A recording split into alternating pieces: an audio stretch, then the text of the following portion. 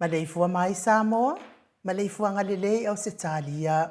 Tai au manuia New Zealand, male mahalo tele o Amerika, manisi tafa le lololangi. Umafuta mai ele mamalo o Samoa. Tai au manino le tai au tatoa le tai au matango fio le asatofi. O aperila lua se fulu lua afe lua tolu. Fao popo ele atua ele faitaua o fai. O aso le soifua le mamalo le atunu. Sui sungai au ona tofi le atua mana yo latou faltua iso se fata faitaulanga ia me se fo yo tupu mai o le atunu i le au sina nai tamama tina matua se i o lava i nai whanau ia le ali tai le ali i le malosi popo mai le aso ma le aso umwhai ai ona whaatino fe au mga luenga e fina ngalo i airi malo le atunu umatatou uma ia me se fo yo le ola tului Uid foi ina tinga le soifua matua i leo sina se tātou atunuu ai vi ia le atua i lana pule wha soifua e ala le soifua male malosi wha popoina pea i lea tae ao ma lea tae ao.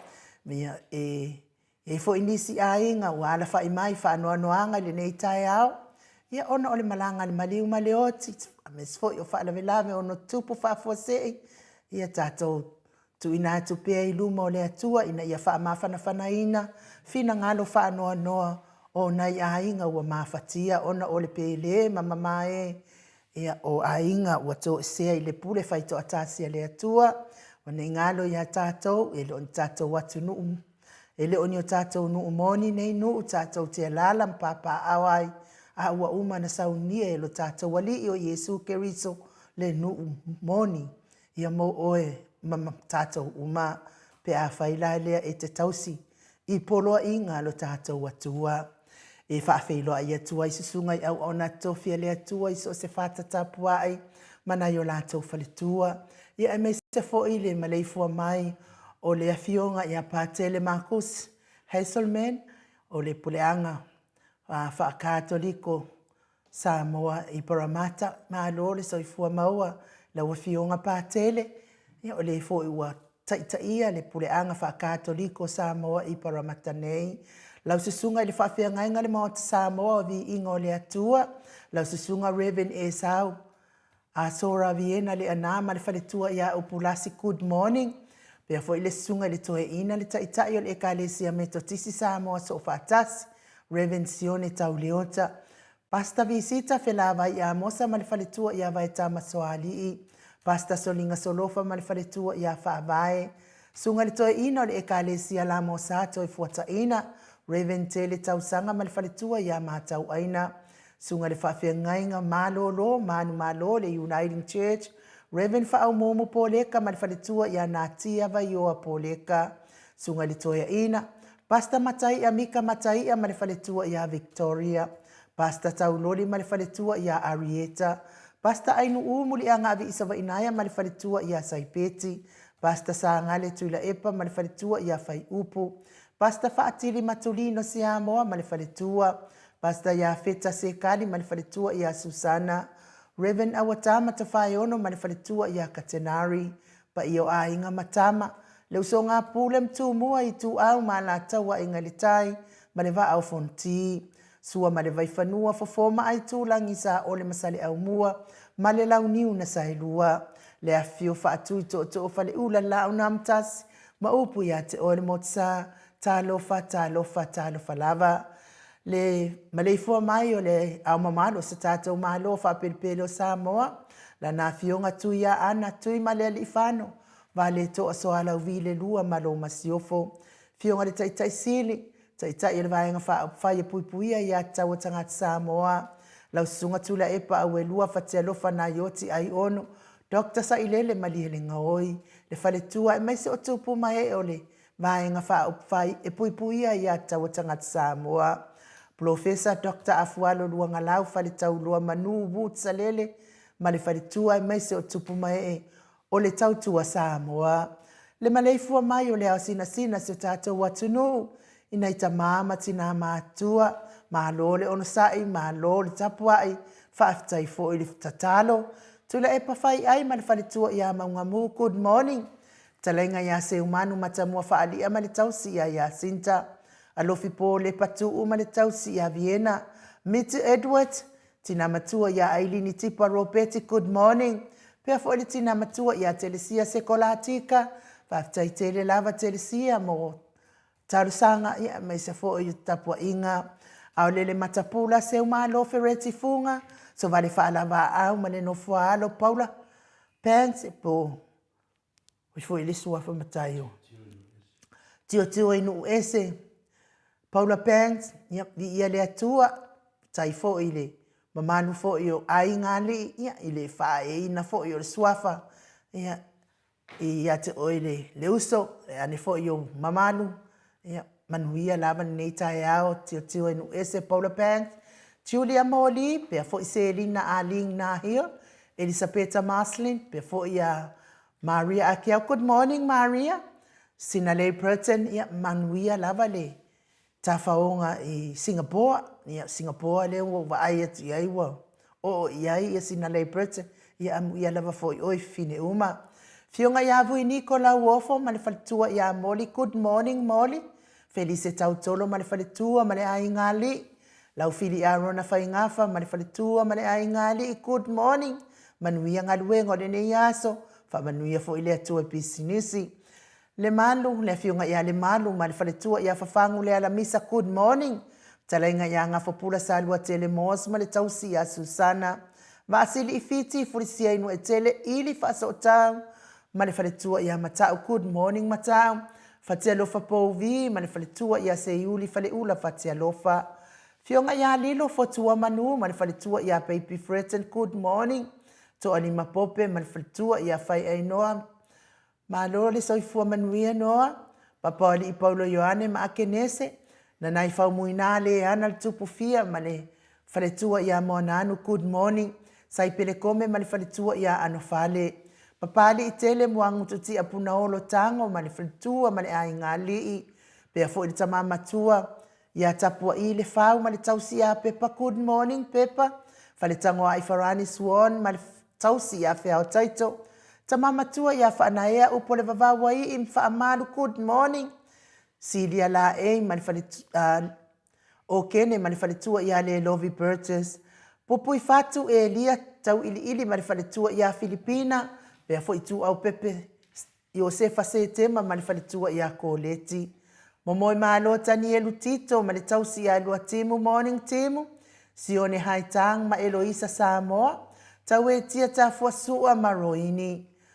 Whaaftai lava Roini ma tau tia sa ngala a pelu. Se aso ma le faletua ia Celestina. Stevie Upati pea fo i fitalainga ia mati malanga o maa. Tupa i o le vaililingi mau moa nanu ma le tausi ia Marina. Good morning. Fionga ia tangaloa tase sa matai ia ma le faletua. Falana i pupu pani pasa wha apoi ma le faletua. Tau finga fui maono ma le faletua ia Diane. Good morning Diane. Vai tovi Filemoni ma le faletua. Ia mesfo ina ia tina sinko ia le maftanga al maot Samoa vi ingo le atua. Tio sa whaatonu ni umata talina pati o le stawa. Heni au tanga avaia mau salafa. Manuia ngaluengo le neitai au mau. To o amatai o no saitu whanatu eti mau lalo. Ia lofa tele atu mātou uma ia te oe eti. Solomona pia fo ile sunga ia peni ia neta male. Motunu peni male faletua ia neta motunu. Good morning. Veni kuva male faletua ia Anita Siliva. Lewi male faletua ia Peta Salue. Tamama tua ia Seiuli ali lango. Good morning Seiuli ali. Fina umoni Mose ma Maria Ulai. Fono i moana langa aia pere sauma. Good morning. Le uso ia Tris le musu maurura le lota. Manuali ia Sofa, tau vau Rivo, tamama tua ia Pitone, tau vau Esekia. Fapea fo ila uruna le vau tele wepi masita, ta atiti moki siota, mesele fionga ia tui Faustina Birkin tau vau Hido, maafuta mai fa alai palauli. Olo manu usini mane faletua, Livingstone Awelua, Piwiva, tuala Maria Blakelock, Silulu Elia, ta alofa Silulu, e poa mai Silulu. Ke ka ko fata lofa awalewa le Silulu. Ia vi ia le ali pe au ma wal ma losi at otina matua, fa inga fa miskei eneliko mane, faletua ia ana vasa, lofi posi a mo ape lua male tausi a Rosita, na mula ulu ti umaru e sera liufau male faletua, pe foi to sulu nga tau mati male faletua ia fa au elive, misala au male faletua ia situila. Good morning. Tawa amitua na ifesili malisi, pea fo i lusi pautalo se walunga mamaliu mai. Tupa ifa asalafa male tausi male aingali i good morning. E se tata mala matafoi Ramota Hilton, lolo matauama, male faletua ia ngafo se furu pauli ului. Talione vitale ma Caroline. Good morning. Ross tuile tufunga mes fo ile fionga ia faumuina po wesi. Tangi ilima male faletua ia Tania. Good morning sinau le vaiana. Uli tavai li falua afa male ainga le musunga uta brown male tausi a tina. Ia mesen mafuta mai ulungia vai luanga se upule mai. I Hawaii good morning ulungia. Le tapua inga le kalesia katoliko Samoa i Ruti Hill. Lio voli tufunga male tausi a natia. Tarenga ia liuliunga tali tau wha taulangi ropetis tua tole a foa ma tau si alo minga. Tarenga ia ono fia na uma mana ia ma le fionga ia sula Daisy good morning. Ma se fo i tapua inga le sao. Tau manu pepe sopo ta fea maali i tonga tuki. Ma le wharetua ia peka paka tonga tuki. Ta tau whata alofa aloa ia i le whetalainga ia sa mau. Le atinga ngai ono soli ta maali i timani sa mau. Ma le tausi ma le ai ngali i avi ia le atua. Nei tae ao ti tiro atu fo i ma le anganga le loto. Whaaftai le atua ia i sili. Ta tonu fo i o. O tātou whare whaamasino ia le atua e. E se fo i tamari i o le whitalainga i a sa mau. Ia vi ia le atua sa mau. O le mea moni ai e maa losi ma le wha maoni. Tai fo i lo on sai. Lau talainga pia fo i lo tausi. Ia malo ai ngali. Mai se lunga o apio fo linga. Lunga le tātou penga te wha ilangi ma le YouTube. Wha tālo wha alo ano mai o le mamalo le atunuu. Ia wha aftai le mafuta mai. Le tā ua fo i o tau suafa i le maa ua le pokalame nei. Le anganga fia wha awhilo a i mo o tau uma. Tai fo i lango mai. Wha aftai fo i fia e vean nei ala leo ma wata wha solo. Lunga le mātou apio fo linga. Ia wha aftai lava le tusi mai o mātou apio fo linga i tai au uma. Tātou mafuta i fo ima. Tātou wheloa i lunga nei api. Ia whaatalo wha mai, man whaatalo whaatu. Lori Perry Ariel, talo whatole a fuama ai nuu, whaatalo whaatu le lua vase e lua. Nei tai au, talo wha mafuta atu foi, au kilani nei, tātou le tio. Nei tai au, ia whawhitai tele lava Lori, ia manuia fo ilo waso. Pea fo i pesi tuala, ia se laupa sene, lana langolango i le HRPP, ia vi ia lea liipe na fo i sieni se lo ti ese lo tapua ima ma lango ina le HRPP whaftai vi ia lea lii fionga tui whaasina broken taubao hido whaftai ni mafuta mai to a mātai o good morning ai nu uma to lea foa manuia le pokalame o le laino Blue Heart ai mai se fo i le tapua inga ia whaftai tele manuia fo i lo waso to a Arieta Safiu whaaftaitele lava le mafuta mai manuia lo waso and my best Josia Leau taimo tapua inga mes fo i ole whaamanuianga tātou pokalame nei onsi whaanongo lelei tai au manuia tole e foa e meise ta i ole maota meise insinia ia mai ma lorso i foa manuia tele pokalame manuia le aso alo fatele atu whaaftai onsi ia manuia fo i lo waso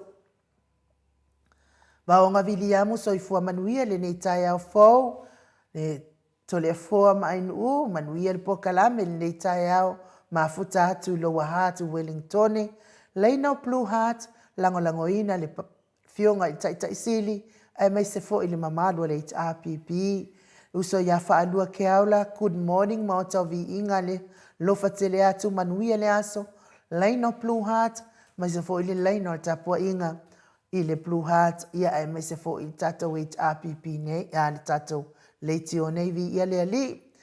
Talenga ia ngafo pula sa lua tele mos, ma lole soifua manuia le ni tai au, manuia la ua fionga le tapau whaasina tole a foa, ma le tau salo le maota, i ringa noa i muu, ma le sunga ia mai, whatalo fatu le a fionga i tai sili, Dr. Tuila Epa, ma lia le ngaoi, tai sili, ia Tuila Epa, Dr. Sa ilele maliele ngoi, male vaenga wha upwhai le HRPP, a mese upahanga umale maota, male au wha alongolongo le HRPP, iso o se tafa o le kelope, wha manuia le atua le porkalame le nei tae au, ma ia manuia le maalu o tae au to le afoa, leina o Blue Heart, langolangoina le HRPP, wha ngengia le tanga vai o se tatou watunuu, mese fo il wha iloa mai ala le 5 matua, ia o lo manuia mea uma, o lo mawalunga le anga le leo le atua, talenga ia pula mos, salua tele, ia male tausi ia Susana male ai ngā lii, ia vi ia le atua whaaftaile. Mafuta mai, Angela Masoe, so i fua manuia i lua fionga, tole a fua ainu umai, manuia le pokalame nei tai au, God bless, mafuta mai, I melepone vi ia le Venise Arieta ta mapua whaaita taia manuia taia o lelei lua fionga maota vi ingo le atua leina o tapua inga maiso leina Blue Heart lango ina tatou HRPP asa pese ta alofa maota sa moa vi ingo le atua fa malo tautua ile nei taia o fou alofa atu le tatou pokalame nei yaso o le tapua inga mes fo ile leina o Blue Heart se lau pasene le lango ina o Blue Heart ia mai se fo ile whaangiangi o tanga vai o stato watunuu whaftaitele asa pese ia ile anga le fo ima lango ile fionga tai sili ma le vaenga whai le RPP Teresa Matainet morning maota o vi ingo le atua manuia po kalame God bless lau matapuiti heni welese ta lofa and good morning faletua ainu la wa fionga tole foa mai ma lo le usu le nei tai ao liunga lua fa manuia le atua i lua fionga man le malu ne wa le malu nei tai ao matango fi le li God bless lo fatele atu line of Blue Heart mai se le tapua inga vi ia le atua fa aftai te ol faltua ruta lua manu so i fua manuia i lua va se lua ai no ulfa apele fionga ya to le foa tai le atua nei tai au tata waulia ni nei yaso fa popo yaso lo oto so i fua so mato wola vi ia le ali fa manuia le atua mai po kalame nei tai au God bless fa pena fo ile waso ruta manuia fo ile aso o le tina matua ia se umalo fereti funga mafuta mai Alaska good morning Mount Samoa vi ingo le atua malo so i fua manuia le nei tai au fo ai fatalo fatu lua fionga i le suafa maman manu malo Yesu Keriso ia vi ia le atua ia fa manuia tele tatou pokalame nei tai au God bless alofa tele atu tapua inga leina Blue Heart lango ina le fionga tai sili ia papa stui vi ia le ali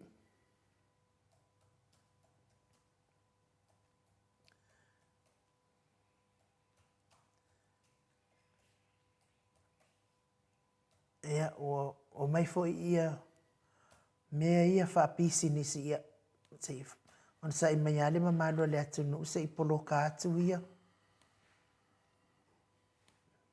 mare kumu vale ai fu o le tatou ia Paul Kalam ia o te tatonu ia o le mātou autostusi le atu le afoa ia le afoa i lawa mafuta mai ia a Arona Salvation Paulo whaftaitele lava Arona Salvation Paulo whapea foi a o peta nai so i fua manuia i lua sase e lua leina o Blue Heart lango ina le tatou HRPP ia manuia foi lo waso o peta nai ia mata o tustusi le o whaen mafuta mai nei tai ao to le foa ia e le tu lava le whatalofa whaafeiloa i atu i lau fionga le tapa au whaasina o le tama whaasausaua le tu malo le na tu ina atu ia ia o tonu mai pea lau fionga fo i o le whaululunga le ainga malosi fo le whetalainga le la ulu le taulau neu Presteno le Ekalesia Katoliko Samoa i Ruti Hill ia a o le whailau tusi o le pule anga wha Katoliko Samoa i Paramata to le foa malo le usu o a o te fia te le pese le al mato Ekalesia fatalo fa mai pe a fia le ali ela ia tato fatalo fa ile taiao me le taiao ngata foi ole fa filo ia tu ma le fu mai o mamalo le tunu ia ms foi fatalo fatu lo fionga te pa fa sina to le fo ma lo fo foi fu man lang man wi ni fa fela pe a Well, if I feel fatalo for the I feel down or let fatalo for you. So on my top is to le for fatalo for my be I feel lely. No, we are one fatalo for better than of fear. No, we are not over saying I to move a fear. But for some land now, you're not saying for any. Yeah, oh, Tangata fear, not saying I'm more my ya. You feel none le fionga fo le anga whaapai, le o sui nera nusua whai a tio inu es, a whina le Paulo Pangs, ia ua whae fo ia pāpā, a whae lo ni pāpā ia te oe. Ia ni ka mai mea ai nu, si i dunga lo tūranga, ia le nā ua avea matangata wha moe moe no ainga, whapea fo i le fionga ia lilo fotua manu, ma whalitua ia pepi Fred ni awai. Ia whatalofa mai fo i lato le nganga lava le tasi, fie le li. Whapea fo le fionga le whalitua ia pulasi mawala, ia o tangata ia fie le li. E ala usu mea nā tau e sura le alofa mleanga leo le tue ala lato whatalofa. Ia whapea nā fo i whatalofa mai, ia o nganga o le fie le li. Ia whapea fo i sieni se loti ese, ia tasi fulia tangata fie le li. Tau ai ne ati, ia tangata umane fie le li. Whatalofa atu to le foa, ne tai au le moto sa movi no le tua inu ufa pe fo i le sunga ia Mike, whatalofa fo i le fionga le ata noa, ia whapea fo i paanga o tātou polo kalame. Ia, tasi fo i lea fie le li, ia Louis Andrews, good morning, God bless. Ia, paungan mako vaenga fie le li, nei tai au. Malo, whaftai. To le foa, ia o. Titilo tu nei to a tele lavasi, ma to o tusi leo tele i laua la to whatalofa. O le avasa Scott. Ia whamalo, whaftai mo pokalame nei tai au. Whamanuia le atua lo whātu. Ua misi te tele o mato whatalofa ona o mea whapisinisia o so mai lungo le tatou. O mātou o tō tene o mātou ainu. Le dungon mātou senga. Ai leo whatalofa manunga leo fie le li nei tai au. Ia fo i whaau mu elive, good morning Mount Samoa, mi ingo le atua nei tai au. Mātango fie o tatou au lia mai. I la ua fionga ainu le fiong fo i tapau whaasina to le foa. Sunga ia mai, wha mānol tau tua atunu, wha manuia le atua. O le wha tālofa lea mai le fionga whaltua ia wha au mu elive. Felice Ioannis o i fua manuia i lua fionga tapau whaasina to le foa. Sunga tau salan maota ainu insinia po kalame ia mai. Tālofa lava ni nei tai au fau manuia po kalame.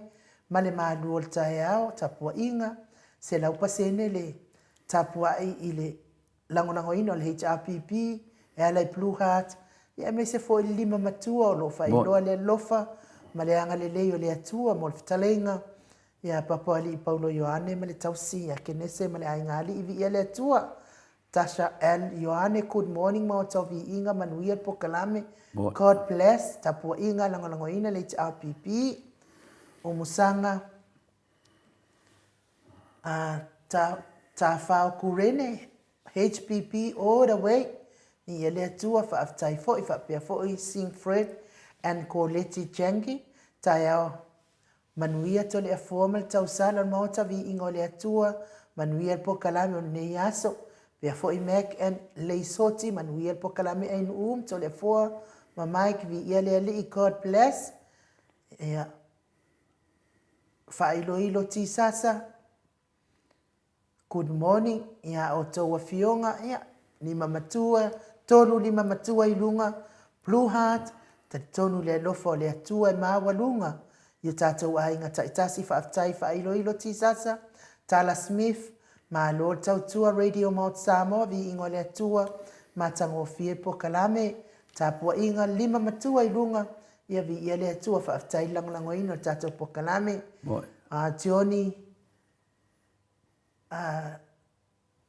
Tioni leu mai, tai au manuia from kere ro pofi le whatalofa mai ai tioni mani mai, manuia fo ilo waso.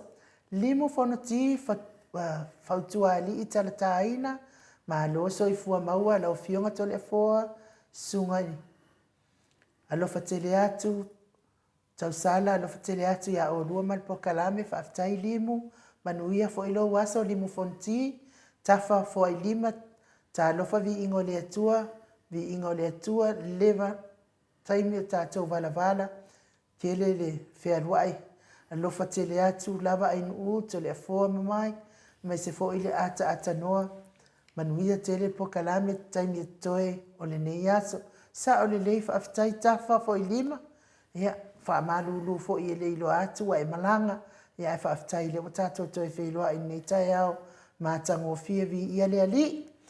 Ia, o le mātou au tustusi lea tue le fō, ta tonu le a tātou woi se vi inga o le atua, tātou te whelisipi whaatasi ai, ma le tātou au tustusi, i le nei tai au, mātango fie, ia a o wha ngā solo, a o wha tauni mai tātou pokalami, na usa o wha ila vai i tā pēna pokalami, o wha anongo kua o ka laptop a ko le fō, ringe ia wo umar whaatalo, wha o tātālama, ia vi Mike, ia mai se vi inga o le atua.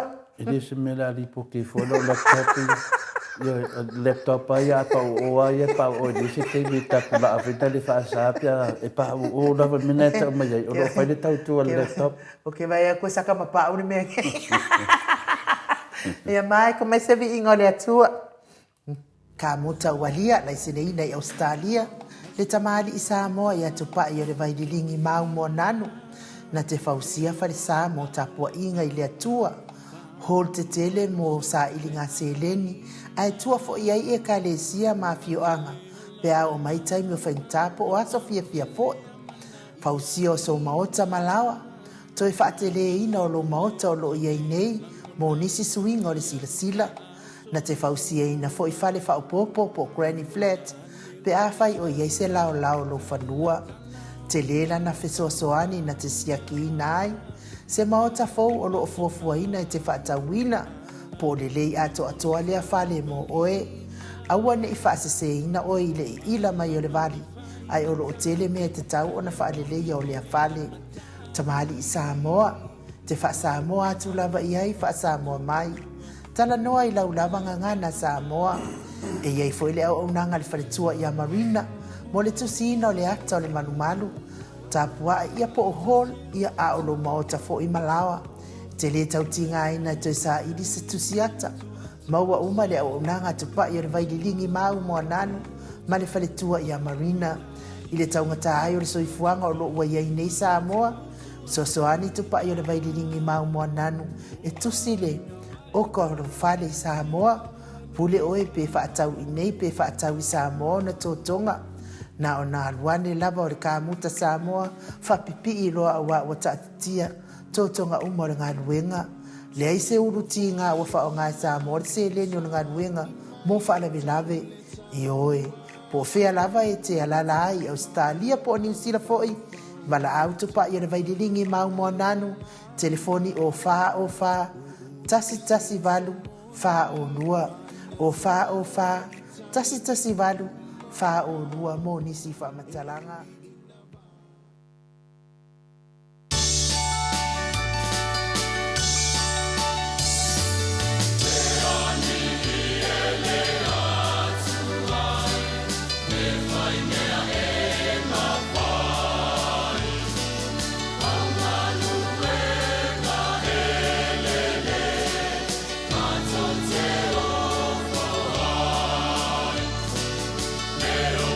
Ayuma Azulu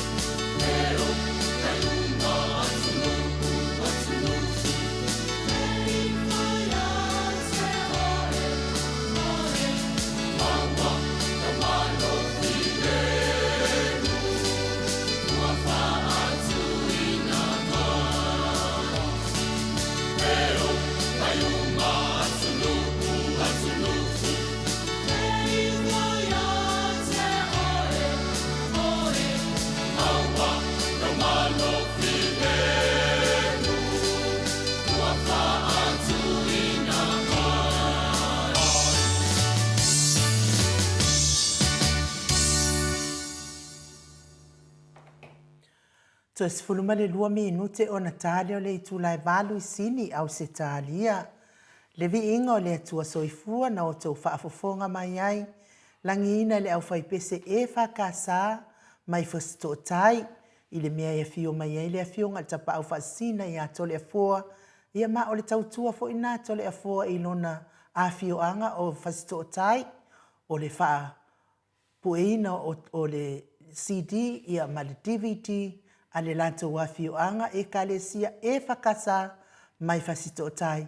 Ia e me se fo ile e kalesia katoliko sa na fo ile asofito sa mo I whasito tai lava e whaailoa tuai ile au mea loko leanga I e whapea mai e le se tole a foa. Ia ngā u whaailoa atu tautua tole a foa I lo lato wa fioanga o whasito tai le fionga tapa au whasina.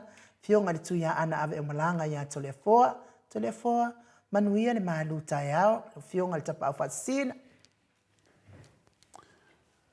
Whaftai lewa ina mole, awa noa tāua fōi o tuina mai, wā fōi se mawhauwhaunga whaleanganga, ia ame se fōi le malu whaleanganga le māmati nā mātua I nei tai au, ame se fōi tai au tātou te mafutai. E whalanganga mawalunga, ia so umalava ai tātou te le iō I le malu tai au. E whapena lava, e whina le langona ina le malosi le sau le fili ma te apolo, ia mese fo ia, le nganga I tamawhai e ave ese, ma ave ese I le nepo kalame mo tātou a mese lava le au whafongo ta māmati nā I tai au umalava. E le whaingo fia whani nei po kalame na whaatinu o nai e oso fia le nganga o tia apolo I te mi lava, te mi whai a te tāpena ai, ma sa uni se malu whale nganga se upu mai tono le whengu pai le atua, e whapena ana mo moli atua ai, le whiau le atua, ma le nganga, whaatofi le mu ai tātou, I e o lungo o tātou whaasala launga ma lungo melo o tātou iai, ia le tele le ngasu o le ali ia laulangi e whaatumo li ai lungo mene o upenga ta whailangi. Ia e sea no whitu whae mai tangata I le whunga pa ia le atua, pe whitu whae me le nganga le atua, whamalo si au mai isi fo I tangata lo tamu whai la tu maula nganga le atua. Tai a umalawa la e tapena ai, ma tapena ai se upu whamawhanawhana, ia me se fo se upu e whasosoani, e oso mai lava ia le nganga le anga na tia apolo, ia le whaingo fie. O te manatu, o se ngā ruenga e le whaingo fie mo tātou umalava, me se whai oto lo tāpua ia, whanongolongo. Ia o le whiliwhilinga lava nār tangata ia, whiliwhilinga lava nār tangata ia, I luma lo na atua, lo whaafonga mai le nganga pa ia tātou whaasoe le tai au, ma le tai au. Ia lo ia lava le tāli o tangata. A tātou, whaipe le tātou ngā ruenga, le ala foi lea ua, to mua toi se mawhauwhaunga. O na o le tele fo ia le au tāpuai, ia a me se fo ia tangata fia, tufa le upo le atua, I nungo upenga te whailangi. Ia e whae tari tonu le nganga, o roto whamalosi ro whapena, o na mawhai ana whaatino ni au onanga. Le se vi inga o sesi, le se vi inga o to le fua, po se vi inga o le maoto sa mo vi inga o le atua, o vi inga o le atua. Moni mawina I tātou pēr tātou whanongolongo pēr, ma whanongolongo pēr, ma tātou mate ia, me alofa o le atua mo I tātou whaasara lau atu vi inga o le atua, le la, tātou o me le fua I ni nei pāinga o le pokalame. Ila ngona lama le loto le whainga tā, ia ai whaingo fie mea uma, pe a waile nganga o le atua, le aso lanei, le aso lua se fulu, le masina e whā, le lua afe lua su matoro, ia tātou tatalo e mawhai ana mālosi ni nei pokalame. Mō tātou, mo le anga I ruma, a tonu e nisi, alo ia I le mea alofa o le atua, ia o le tātou pokalame le nei, alo tāpena pea, ma tāpena pea, I lunga le whaasupianga o le nganga pa ia le atua, o le tātou urutala la, le nei aso.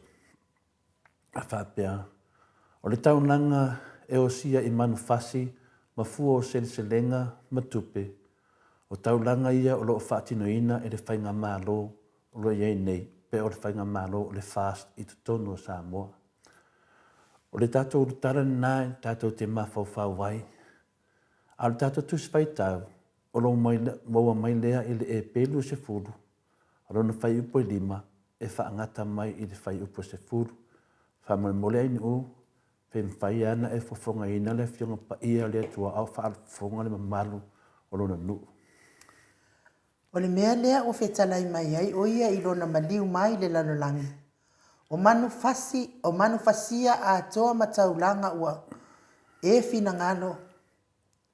O le mea lea o whetalai mai ai o ia i lona maliu mai le lanolangi. O manu fasia a toa mataulanga ua e le fina ngano iai. A ua saunia e oe le taulanga tino moa. O taulanga mu ma taulanga moa ngasala. Ua e le fia iai.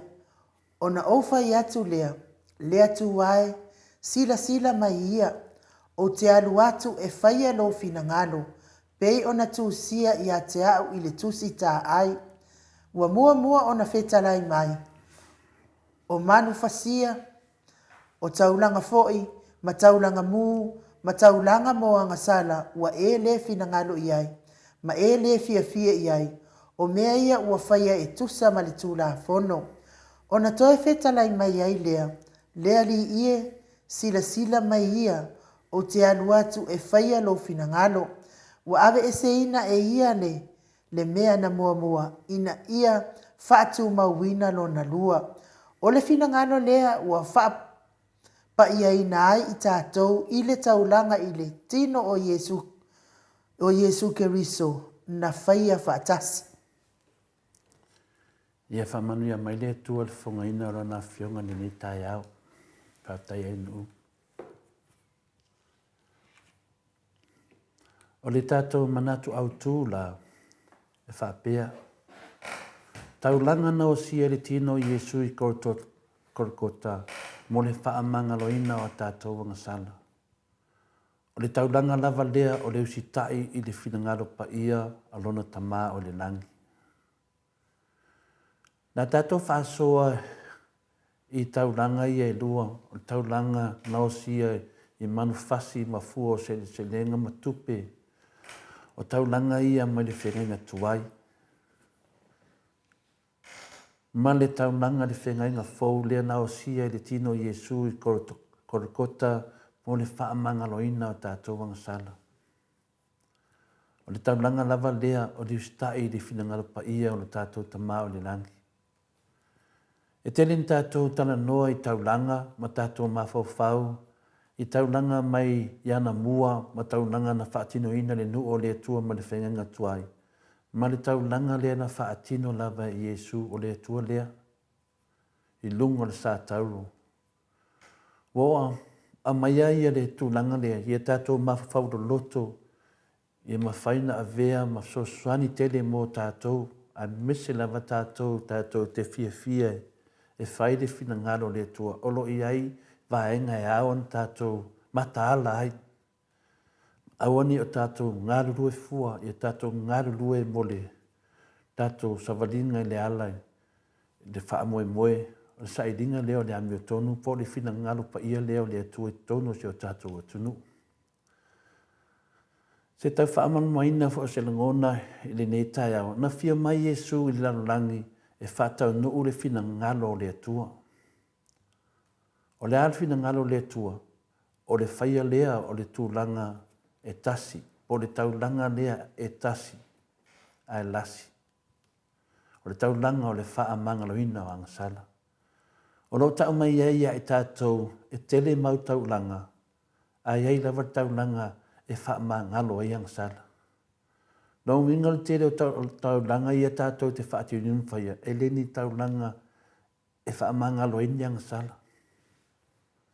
Ioe, le tātou te whai le malama lavam, mara tātou le loina, i ai vaenga silin tāu e taun tātou i loa e se senga o le whengenga tuai, ma le whengenga fōu. Sa ta tau ona fia mai o ia po fia mai Yesu laulangi, ona wale lava, taulanga ale au salevi.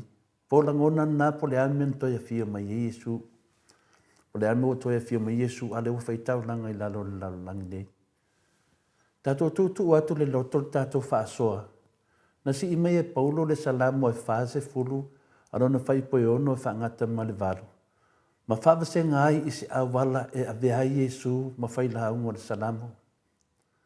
I le salamo o lo tarano atu hai Yesu i le atua ilo na whape atu. E te le fina ngalo le taulanga ma le taulanga i me e ai. Ua Elia e oe au taringa. O le taulanga mu ma le taulanga mo le angasala. E te le feta lai mai ai.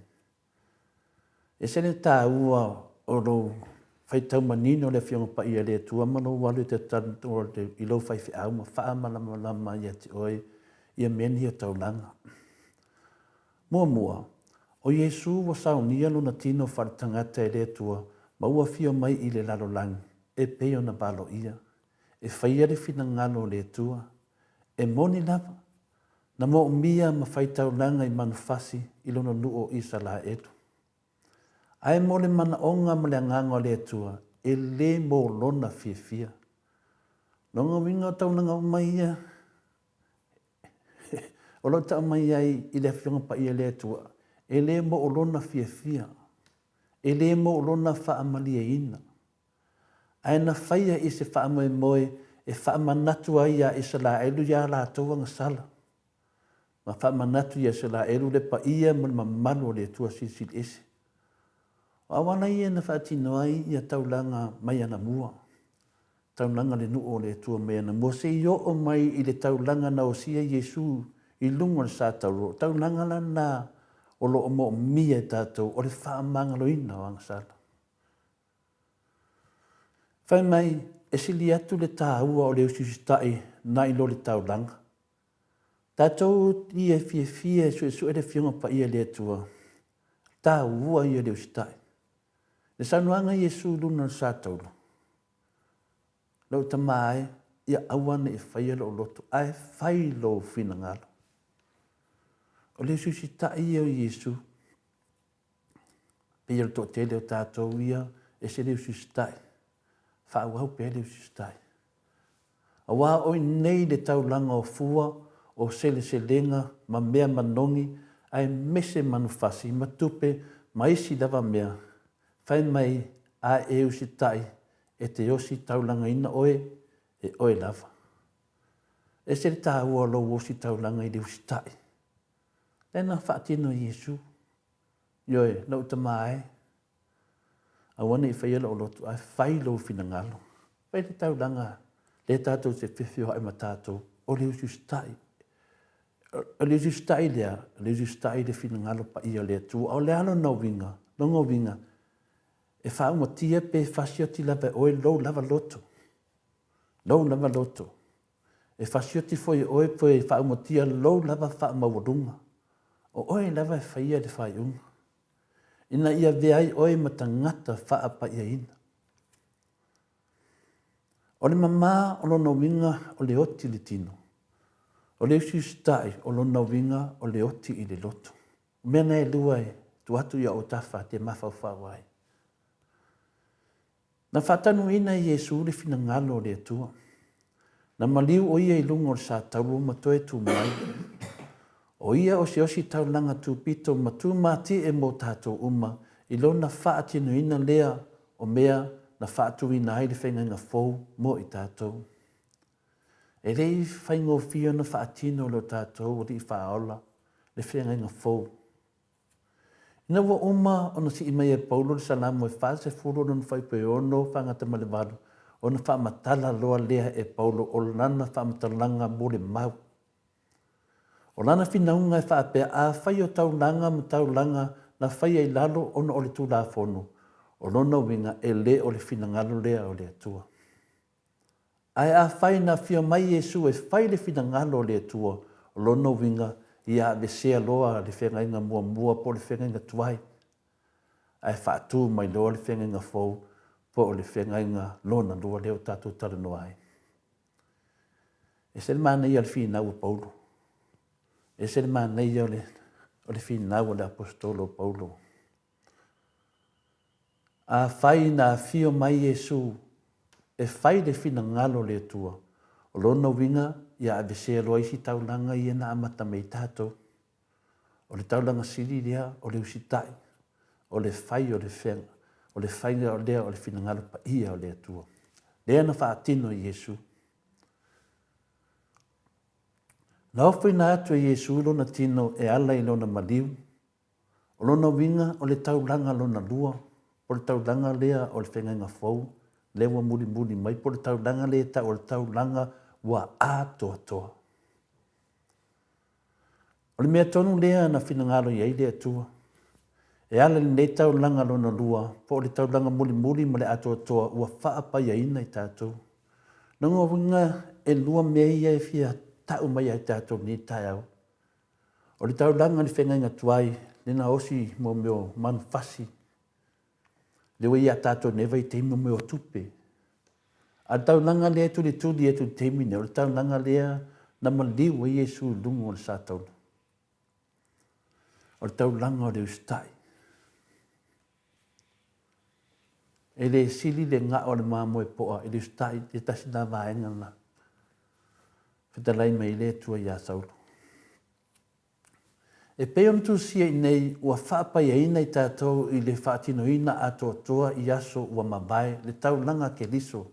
Lea e whaau wau mai pea ona a fianga si o lava le whaau wau. O le mea lea o lo tana noa i ai o se whaapianga tu mau. E whaa mai a ina. O le mea lofane nei o le tau wami o te unina. O le whaarutanga fo i lea e tau wami o te unina i tātou i lumo le nofo ali o le tu e whaa wau. Ono le taulanga ke liso. O mea ia te tau an tātou matahala. Pu e mai. O tau mawha ia a walo malanga. A walo teimi muli. A wale teimi e wha masino ina i oe. O tau langa i manu fasi e le wha mama ina ai se tasi mai leanga sala. I oe. Lea manino lei mei e lua. O tau langa na maliwa Yesu. Na maa ngalo i tātou anga sala. O le tau langa na o le usi stai. O le tau langa le na o le whai o le whina ngalo pa ia o le atua. A le tau langa le te le tātou tau langa i manu fasi. Leo tau i tātou tau langa tupe. I le nevai temi. Pa mai e le wha mamai na ai se tasi mai leanga sala. E te whiu e ave tupe. Te whiu e whai o tau langa wha pena. E le mamai leanga sala.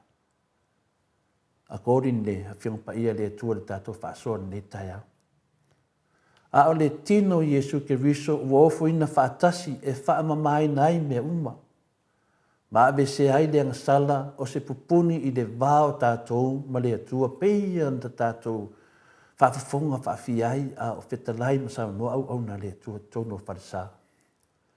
Ma o le nei mea lofa e o fofongia e mawaina e so se tangata e tali tonu wha maoni i taimi uma. Ioe, so se si dawa e tali tonu le atua ma le wha maoni na te mawaina mea lofa ia. Na te leo fua i le ese senga o mene o taunanga. O le mea moni lava, o lana taulanga sa whaatino mō tangata uma. Wa whaari hei foi o se taulanga e sili atu nei lo taulanga i manufasi. E sili mamau han taulanga le na maliu i Yesu taulanga le whenga ngatuai. Taulanga le whenga ngatuai lo o tumu ai tātou le teimi nei. Taulanga i tupe. Mea tau mafa. Ai le whamangaro i nei se hanga sala. O taulanga lea na whaia Yesu lungo le sātauru. O le taulanga na e mo mea e tātou. I tātou sababari. O le whenga fau fo le na. O le taulanga o le ustai. O le whai o le whinangano. Ami o tono o le tu. E lalo nei lalo langi o tātou whiolai. E tasi le taulanga. E tasi le taimi. E whapai a ina ai i lātou uma e tali tono. E le mana o mia le toe whai. Ma toe whai. Ma toe whai. E le ta tauna maliu pea, ma maliu pea, ma toe tu, ma maliu pea, ma toe tu Yesu. E tasi lava. O lea, o le whai o le whinangaro pa i o le tua. Lau tamai, e awana i whai lau loto, ai whai lau whinangaro. Le tau nangana na, e le ma whai into e a whia ma Yesu e toe maliu, ma toe tu, Tai pio taulanga i whai tātou, taulanga i tupe, taulanga i manufasi, taulanga i seliselenga. Wālawa taulanga nā whenga tuai. O le tue au ngā. Langa i le wha mangaru ina i sianga sala. Le tātou te papa aia i te leo te mio whātia no ina pe maola i pe tātou le whenga tuai. E ala i lona maliu marantu e tū, ua whai ai le whenga tuai, ma ua whātu ina ai le whenga fau e whawabau. Suia mai tātou i le whenga tuai, po taulanga i ana whaatino le whenga tuai, sui mai tātou i le taulanga no sia Yesu, o le whenga fau le nau tātou iai. O le mafuaanga o loo whama mawhai e paulo le taulanga i manufasi, ina ia whailo atu ai se manatu muli ane i le neimta upu o le whaalango lango i taulanga i manufasi e ufi ai ang sala ma le loto iai. Le mena le tupu te mina tātou. O taulanga i al whenga tuai, o taulanga o tupe, wawa le toi whini tātou manufasi, o tupe ai o whai taulanga. O le han mera tau whai paulo e wha manatu mai tātou taulanga na o lo ufi ai. E ufi e leang salama le loto iai. Le se senga i o taulanga i e lua. Io e ave le tupe, aisea, wha pēla i e lea o kei wha le tupu ai le wha la tua. Lo tupu ai whemi sai o tātou tunu i taulanga la ne, lea mai e whenga tuai. Taulanga e ufi ai leang sala. Io e te ilawa waku ke kusi i le whaiwhi au, ke ia wale nganga le whaiwhi au. Kau langa ngā e, leo au ina i tātou ne tai au. E le, sui mai taulanga na maliu i Yesu, sui mai taulanga leo sistai i Yesu non ta mā. Lana ngona nani ne tai au. Whaatasi ai ma taulanga, lo whaia nunga loto wha maurunga, taulanga nā le balea. Whaatasi ai ma le tele o le loa ma le lama ma le loa se mea. Awani a tātou vai, sui. Fi nau lea mea tonu le tua. Wa wha malamalama mai ai e le apostole a Paulo, ese senga o taulanga na o sia le tino manufasi, ma fua o wharenanga, ma le taulanga na o sia le tino le ta mai ma moe le atua Yesu ke liso lea. Ia tātou muli taulanga wa uma no o sia Yesu mo lalangi uma. E manino le lei. Mana tua foe e tātou o le taulanga mua e whaatino i manufasi. E whaamanatu mai iaia Israelu leanga sala ma le paia anga o le atua i lona mamalu malona sili ese. Ai le mawhai ona whaamangalo ai ni ang sala. Whaafai ngofie mo tātou ne numi le tātou whaasoa. O le taulanga nā o manufasi. E tātou te iloa neilo whaatino e tātou taulanga tupe. Ima tau mawha. O taulanga na whaamanatu mai iaia Israelu leanga sala ma le pai anga o le atua. E lua mea nei e. E ese ma le taulanga leana a mai Yesu ilo na alu pele o Yesu. Lewa tātou iai. A le ale mele wa tupu. O lo tātou wola lava i taulanga o le whengenga tuai. O tātou wola lava le. A ngalo ia tātou. E le whaamangalo i nai. Ni ang sala i nā taulanga. E le whaamangalo i nai. O nā o lo o pupuni ai. O taulanga nā o lo o pupuni ai le vāo tātou ma le atua. O le mea nā le tono le whiunga pa ia le atua. E whamanatu ia Israelu, le taulanga ia. Whamanatu ia Israelu. Le anga sala ma le pa ia anga le atua. Ai vai ai, ho o mai whainga fōu, a mai le atua lo nāro, e whai le taulanga o le whaamangalo. E misi le nā mea e tātou. Whapea tātou ia tātou e ave tupe o le whaiwhi au pe, ave tupe o i le, ino whapea leo tātou, e o whaamangalo, le ai whaamole mole. O le taulanga na maliwa Yesu, o taulanga le nā lo whapea nā o ina tātou. Tātou sama vali o le ame o tonu nā le atua ma le usi tai fo ina le atua i lana whinangalo o le whai o le ame o tonu la tonu nai o le lang whai mo la tonu ma lo le atua. Ai o le taulanga tu tasi lungo o le sātono na maliu ma to e tua Yesu o le taulanga o le whaamangalo ina o a tātou sa vai ma nino le lei. O le taulanga tu tasi lungo o le sātono na maliu ma toe tu wai Iesu o le taulanga o le wha mangaloina o tātou ang sala taulanga na lo tātou nau e whaatino tātou savavali ai e manuia ai a tātou tamwhainga ma tātou ainga ai mese level taun unga o tātou o langa nei. O taulanga furi nā e whaamasino ina i tātou. Ro i ese oa tele ro whapenana tu i tono o tātou mawhau o tātou tangata i tātou moni le tua, whaatu tua moni le tua. Le nā, o le taulanga e whaia le whina ngalo pa ia o le tua. O le taulanga fo i lea o le usustai, po le pū lea lava oe i laudoto. Tele i o mea whanau me le taulanga lea na o sia Iesu, o le pū lea o laudoto. E le sili le toa a ea le olo, na e leo le toa na te pū lea no na loto.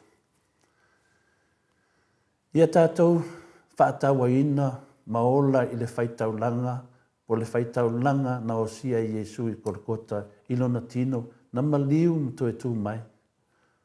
Malona o susta ilon ta mā, awane i whaia lo loto, ai a whaia lo finangaro. Ia le whesidi la, o whea la taulanga, o ia taulanga e lua, o lo e o lai le temine.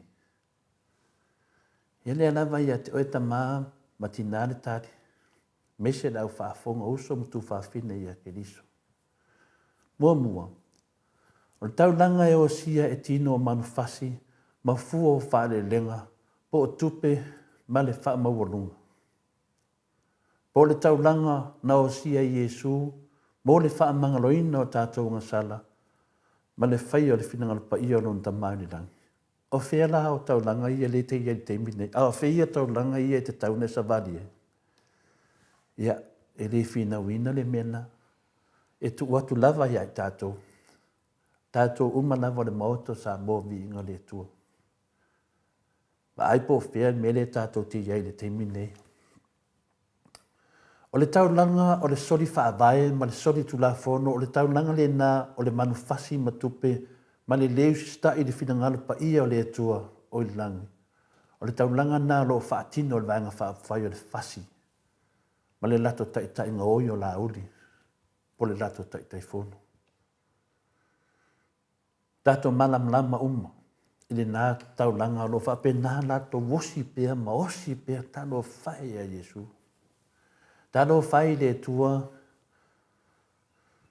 whawetaia Iesu, ua whai taulanga e whaamangalo a yangasala. Manua whape nei lava, o sasa pala lava e tangata nei. Le soli whaavae, ma le soli tu la fono. Whaawetai Iesu, o le taulanga o le aso pongisa le whaamanatu nei le HRPP.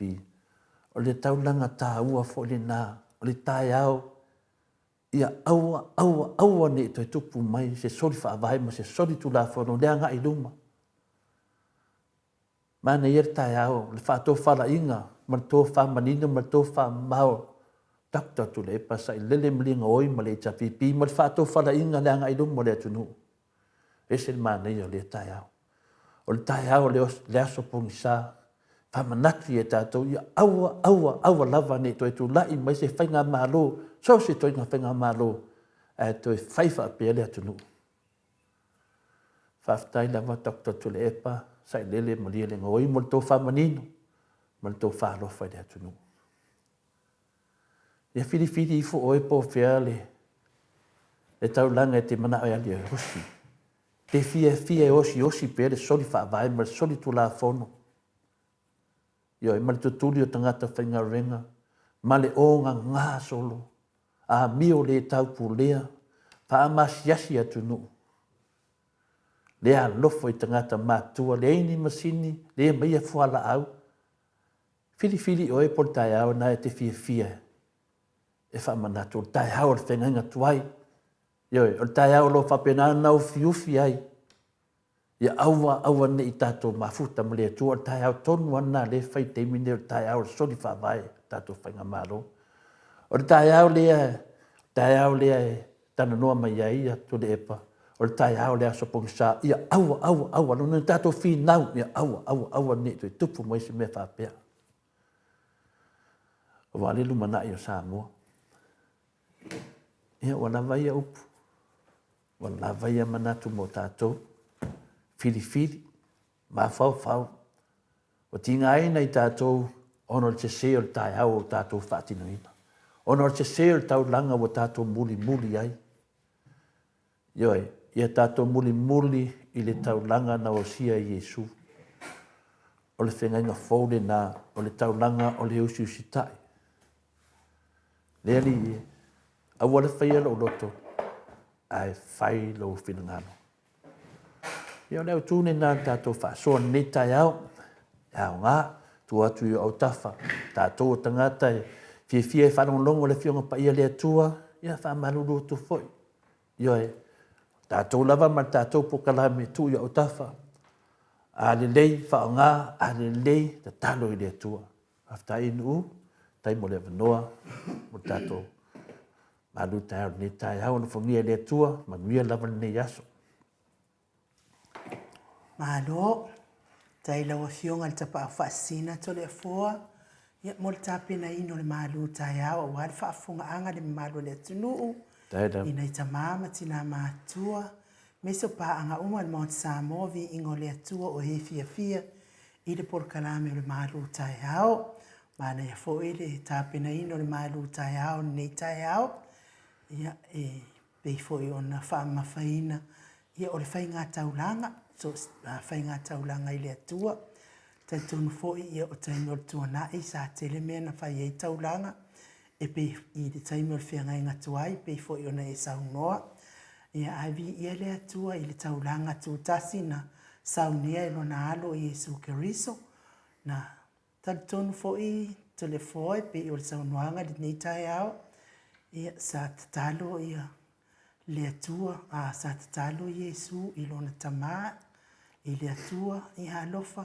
ave ese nei ipu, o ona, ave ese nei ipu o ona ia tea, ai awane i whaia lo loto, ia a lo loto, a o lo finangalo i pe ona whaatawa ina, tai tonu tale a fua le au ele i fia maliu Jesu, sa fefefo i Jesu i le maliu, ai ona o le usita i o Jesu i lona tamaa, le ana mafua ai ona maliu, pe o ana tatalo ia i lunga i le maunga o kete semane, a o whaasauni atu i le sātauru, le atua lo utamae, ave esel ne ipo ia tea, ai aua lama ne whaia lo uloto, a o lo fina ngalo, tonu ta tonu tole a fua, na sila fia le leie le atua, a le maliu lo na alo, e le mawhai ona maangalo anga sana le lalolangi atoa, taulanga tūtasi lea na esa unua i aile nei tai au, lea la wa tātou i aile nei tai au, tātou o tātou oa i nei whariseu, ai sa o ai maa o maalia i le nei wha la tanga, na saunia i Jesu Keriso. Mō tātou tangata anga sala le lalolangi, ia tātou talia whapewhia. Ia whawhawina lo nganga pe ona tātou noaina ni nei tai au, fionga le tapau whaasina, ave ese uma ia taulanga tuai na lava i osi.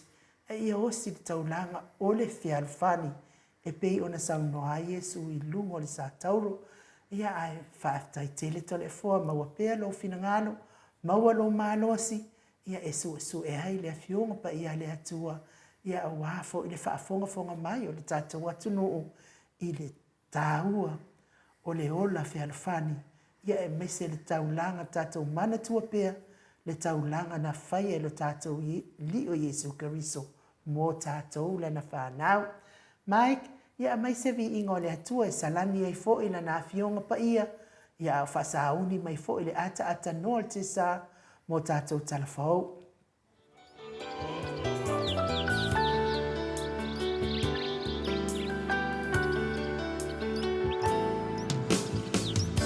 O te langona mai le ta ele lo ufatu ni leo o musu mai a te ni upu o te le malama ai mawinga loloto a whaane ne fumai Vala au mai o te so atu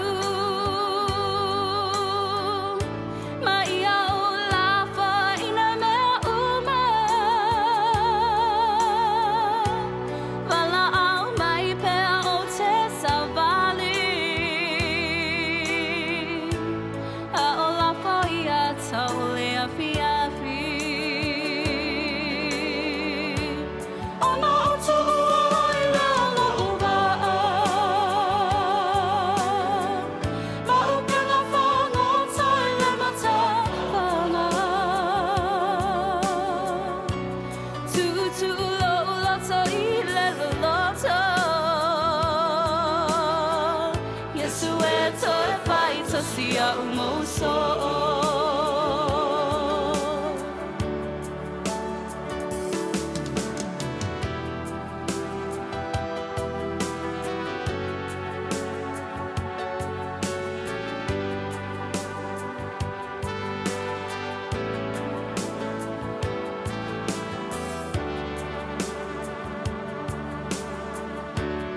Te loa yo umana tuna tunga Pe a e whaato mai timunga Pa I malu mai o uaso uma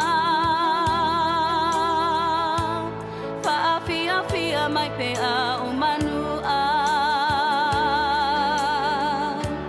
Ma o te toe pia loa silava mama utina yo uma fauna o te tali tonu I wanga malu me a o savali I le wau matu ona o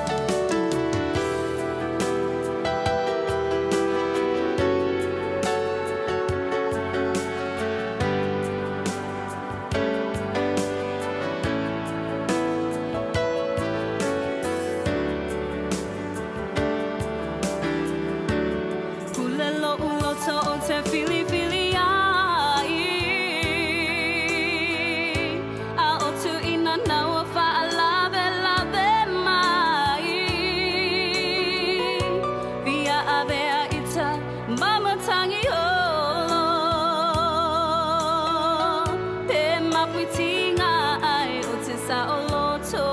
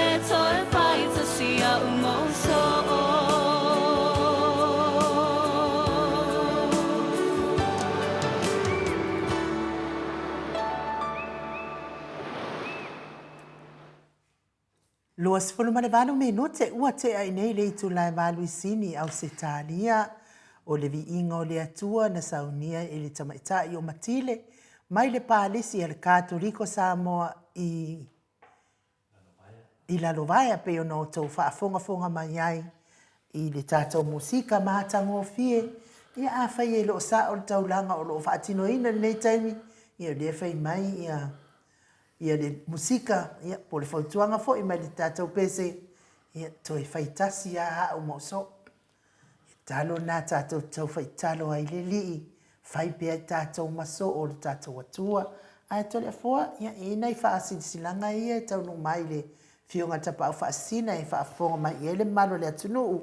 Ia au le afo uai lunga le leina le tātou ata noa te sa tole afoa. Le I whatarofa atu le fionga le atata no te sa. Ia o le whaaringa lea po le whaasanlaunga lea mai I Aukilangi New Zealand. Mai le fionga fo I le lato whainautusi, ma le lato lau. E whaapea ia e whamanatu atu, tātou mawhtanga I le aso tōna I nei, I le 5:30 PM o le tuatusi, tolu o no lua, Metro Hall I Messi Road I Mangele.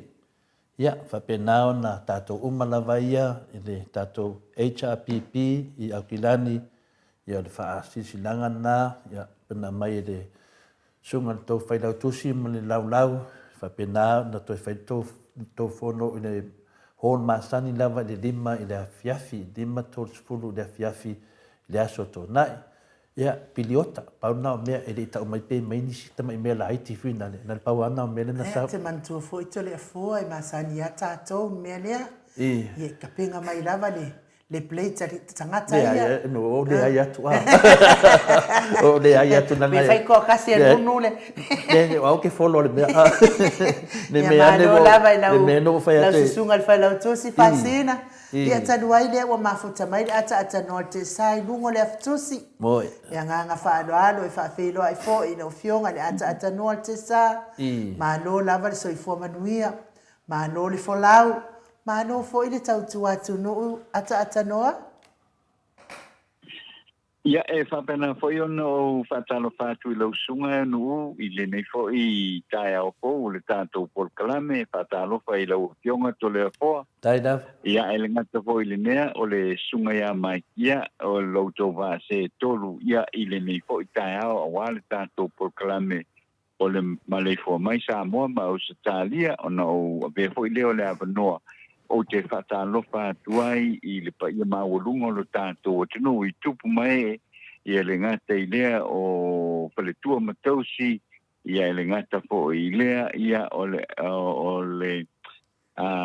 le tātou o paletua matausi ia va penale sa au ia malmalosi o le malosi o le no ia ma le pa ia maulungo lo tātou o tino I so se tafa o le neila lo langi le ni po I tae au, whaatalo whātu mai Samoa nei, I o le nei tae au, ia masalo tilo atu pe a malilua se 5 degrees, ia I le tūlanga o lo, ia I lono winga ele o la po I le nei tae au, a poa te o le whaatu na o le tele o tangata, ho I le a ho I talitana no ia ma neia ia so mo lua ia ole nei pa iwa ia so le mo fu ma le so lua ia e o mai I le so lua fa ia sino velo le tae o le voi lau toi ma nei le tae o le nei e o le o pa o lo mai ia le tu le si fo ma le tu se sai ia o lo o tele a o le langi foi le o no timu foi le se temi le nei ia so tanto o tuno ia sa mo nei a vi ia le lo fo le tua a no mo to le fo mai ia o tanto feilo fi foi le nei tae langi mama le so I fo mo fa ta lo fa tu foi ia I la to ia I lungo le Facebook ia ele ngata I lea o le YouTube ia fai ona mafuta mai le tanto polkalame le nei tae ta lo fa ta lo falava Tau, fai wha mahalo I le alofa mane anga le leo le atua I le wafionga ne ata noa te sa Crichton. Ia e ui lava I na wha noa fo I o na lewa sila mai o le mamalo le atunu I o fōlinga la le lei. Ia me se lava maua nei. Ia al me sidi. Ia o le wha longo aku I lo voice. Ia sa o I lo leo petelo. E ala ana I loa o lea e so I fua o le kuku aku ai lea mai. E ora te milea ule te whatalo whatua I atatano te sa. Ia la tātou wō I le afitusi. O ono maweo. Tāro si ele o nungon moenga la e. Pon moenga pu fete paka. Ia wan mele te vene. Tō tēne lau whasal lau I. Le pe no fa tu lisia so ai no le maka le se dinga ke o tisa pia o ki kilo fe menga Au la kunga ke va por fema o la kuela uso da mai. Ia tato telefone mai sini au se taria. Alai fai kuan fa. Lai fai kuan mako fale a tatano. Ia le wa sa no atu ia ai ue fa tano falo. Ia tu no fionga de a tatano te sa ia ai din fai. Yo. Hello, atanua? Ya, le mawatu, le mawatu tu le po. Le tu langan la yai e vi ele lo fa malanga le tu so se taimi lava video tu lava e te tali mai lava o te tali tonu na te no lo computer a wa fota pena inga o tato ni. Ma lo so fu malanga ma ta no. Ya, ole vi inga na ile tu ile ni ta un pai foi ona tato lau lo si lo fa i lungo le tato por kalame. Ya ile nei po i ta o vi ile tu i lo na lo fa malo na le u tato to no mai foi. Ya ile nei foi ta a ma tengo fie yo le ta o fo. Ya fai foi ona tato tal no ai fa so ai foi. Ya inicio mata o polo tu le mai. Ya le tato o tunu i le teimi le nei. Ia, whatalo whatu to le fo? Maro, ia, o le ase tana mai a tata noa, o le ewa e sau noa to mua fo ia, whapena fo i ona whina le pupura whaano noa, mai le lai sa mo nei teimi pi sau, ai wha le sau tele, e ona le whaano noa o le la le sila mai le oi, o le tunua a tata noa. Moi le le la. Ai me se tato whaamsinonga lo whaangasoro nei, e wai e mafuanga e mafuaina whapena le pupura mai o le la. E tato whai mawhawhaunga le, ai o pupura mai le la o whaano noa, me le tupu mai, o la e o le whai na malanga o le tato vaenga whai o le fast. A le ai whai whaamsinonga, a le whaalo alo, le ai o se manatu whina le, a la e o whina le o, ia a le whai mo me o whaamsinonga.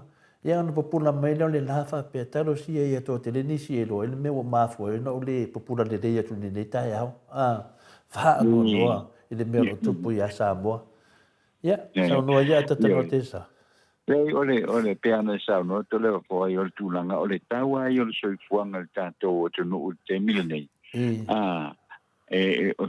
pa wale ole me te fa no ai e folinga mai o male le ana si le fia tato o no wow le te leo le fa le ton ma le te leo le sitanga o le soifua le oe e nei ton o le tātou o tino le tau o le soifua ia o lo knowing ai o le vaaila le ia i foi le o ia ia mase ngai o inga le ale painga malo ia e tau mo fai i foi le paini a wala a mai i lalo le tau o le soifuanga a mai i lalo le soifuanga le oe i le tātou o tino a wae ui ai mea uma whapita uli mea uma ale lava le se le ni foi le wa fa tau me uma wa fa tau me uma wa ia na yo tanto ai ngo ma tu yo fa nau alo ma fa nau ia ma le tunu ala teni o le mea lai o le fa mua le so fainga malo fa mua ia awala e fa ai ti ai le tau le so fuanga petai ia o le lava o lo wa lua i ngale da foi le tau le so fuanga tu mau pea tu mau pea ia le te tongi le i tātou tino. Tolu tā lai le tū la. Tongi nā le sa iai i le teimi a o iai tui la epa ma le whainga malo le HRPP. A o mawalalo ala le tau le soifuanga. I le i te tele i le i a ngā i lunga le tau le soifuanga. Le la wa matona le wadu i lunga le tau le soifuanga. Ai wale se ngā ruenga o whai i le whainga malo le pās. Ma o le whainga ma roa le pas e te tau o na pa u tonua iai. Ia le tūlanga leo le tau mawhai a wala uma. Na whai e ona whai tia ia le soi fua. Ia mo le tātou o tunu. Wā foi. O le mamalu o le tātou o tunu. O lo alalam pāpā au. Ia tunu e whafo. Whai ngā ruenga ma au mai e tupe. Au e a foi le mo a inga i sa mo nei. Ia wa so ia mai so se lau tala ia e lava ai lau tanga leisa e lava ai ia e lava ai le tau mafa ko le mole ainga te milale nei atu e mai lau se lau kala ele umiang fa pangia e a voi kaolo ia lise mea le winga la le na hoile e fiwa la ho ita to le o la lampa pa fa fon fa inga luna tau mo fa mai ai ia la fa pe lava ona tu lai mai per fa pi tau li o le tau le soifuanga ia matilia ia na faigata e le ngata le mamafo le venga mo o tau lo lana papa o fa fo malako mai tupe sa mo ia ufa pena fo nai ainga fo le wale lava ia feso ni fo le mai fa fo ia lo pa na u ma ainga o lo papa au fa ia wale lava ia le lava fo ia ta pena nga mo tau mafa ia mese le telo o fo yo fa fi tau di fo le o fa la vela ve fai nei tato tunu ia matilia ia na matuale lava ia le fa so ale tato tunu al tulanga tonu ale e pito i tonu i le fai ngā malo le fa tua i le tua sa mo tasi le wa tu le mai e lono winga e pa u tasi ala i le fai ngā malo le fa tua i le tua sa mo tasi ia le tau ma fainga le nei ave ese mai le tato tunu le tau ma tau le soifua le ua iai wa le pe mai tau atu foi lele na ole tau tu fanga tupe o tu langa mala fa pena ia wale fo yo lo a fia ia tu fanga tupe ia le sa fa tau teia i le tei mo fainga pa lo tala i titi le tu malo fa pa lo to o ai fo yo vai monga numero tot wai ole lave ole tau mai tau atu la ia fo le view ole fa masinonga fo le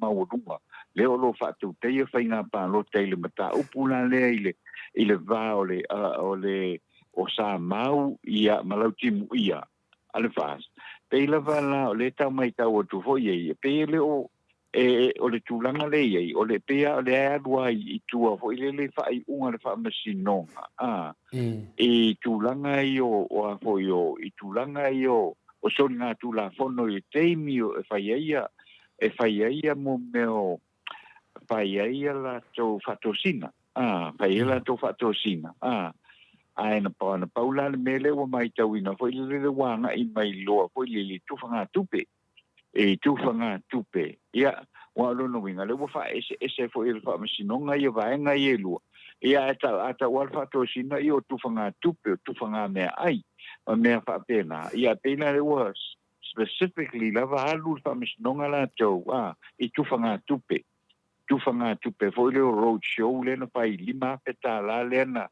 fa me lo fa ele fo ele fa to ile to sa mo tasi Elena malanga tua ele afionga le tonga te pandemia fia mena o mi matafa ia o le tai fono le vanga pa ku fai le fas ele a sunga ya la uli e sunga ya la uli a me se po ele me se po ila ile fai lo tusia o ia le vanga pa ku fai le sunga le ya va o le na wa tua a nga uta fai le road show ia ile fio anga o le fio anga mangiang ia man tu fo e pe lus fu ko lu ia fio anga ole tu ma lo fa pa lo tale ia le kasi le road show mo fai ina fai tai mang yang wa e te ma ho fa wala po la wingo ia me ia ngai lo ia a fa pe la vala na kasi le fo ile a fio anga le na ave ina fai le road show le di ma petala io lo no winga